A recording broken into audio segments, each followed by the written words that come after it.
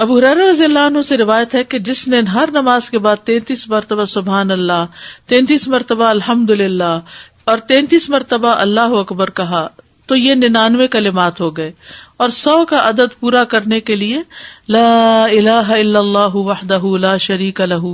لہ الملک ولہ الحمد وہو علی کل شیء قدیر کہہ لیا تو اس کے سارے گناہ معاف کر دیے جائیں گے، اگرچہ وہ سمندر کی جھاگ برابر ہوں۔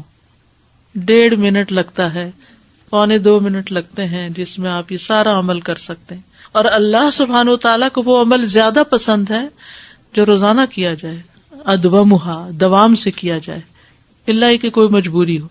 اس میں آپ دیکھیے نماز پڑھ لی آپ نے 10 منٹ میں، فرض پڑھ لیے تو یہ 2 منٹ میں کیا مشکل ہے، 2 سے بھی کم منٹ لگتے ہیں۔